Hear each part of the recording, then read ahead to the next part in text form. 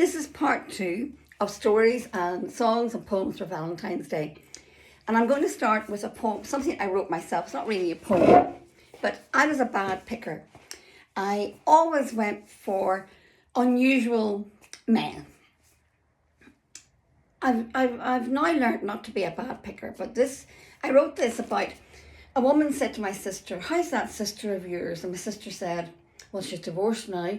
And the woman said she always was a bad picker, wasn't she? And my sister said, yeah, she was. And she told me, and I thought, I never realised I was a bad picker until then. So I wrote this. I've always been good at picking blackberries, apples and pears. But when it came to men, I've always been a bad picker.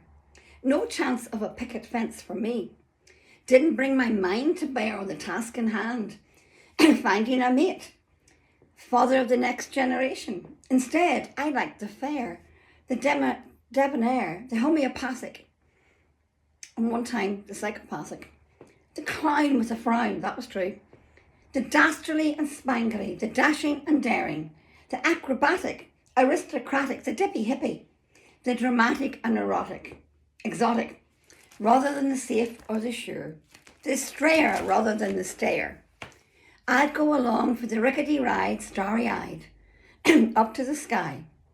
If men were apples for sale, I'd spurn the Pippins, Smiths and the Cocks. I'd yearn for the exotic types, a cross between an apple and a pear.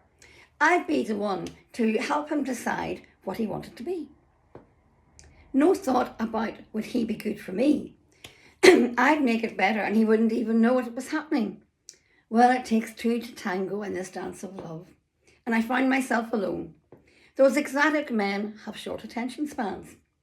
They're like butterflies, delightful to look at, but hard to hold, unless you put them in a glass box. And you can't put men in glass boxes.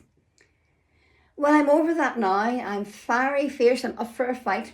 I've been burnt, but I've learnt. Now I know what I want. I'm not a cadet anymore in this game of love. No longer in despair. I'm ready for a new affair. This time I'll be aware of the dashing debonair Adonis with the fair hair. I don't need exotics. I'm looking for a sensible, able, intelligible, affable, likeable, lovable, who'll stand by me, who'll be there for the long run. No con men or he-men need apply. I'll be picking a man who's ready to be steady. He won't be needy, seedy or sly. There'll be no need to be aware he won't be dour. He'll be happy, chatty, lovable. He'll be the pick of the bunch, and he'll stand by me on good days and bad, and I'll stand by him. To find him, I'll go forth with a clipboard, a scoreboard, a tick board, to find the one for me. I've learnt to be a good picker at last. Thank you. And I was thinking about that, and this is a song that came from the Frank Hart Festival. Poor Frank recently passed away, and this came in, a friend brought it home for me. It was in the 2019 festival, and Kathy Hopkirk and Mary and a crooner were singing, and I think it's available on the Inish Own Song website. It's called The Owl Grey Man. So I'm going to give another cough.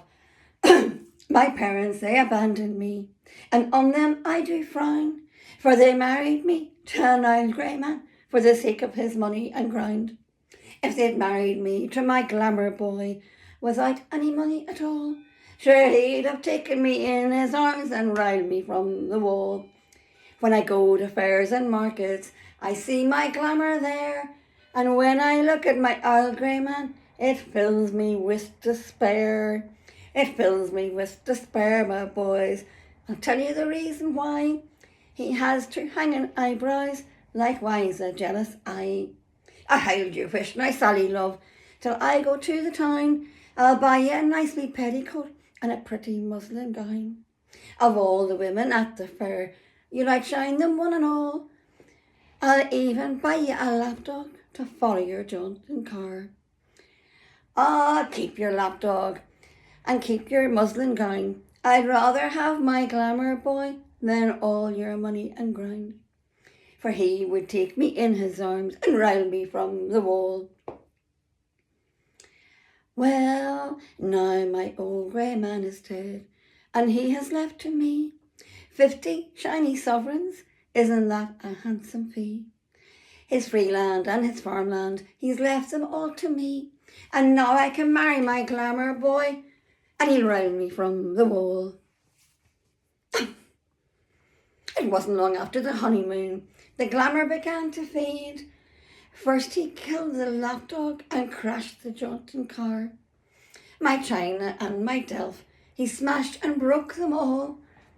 I have paid dearly for my riding from the wall.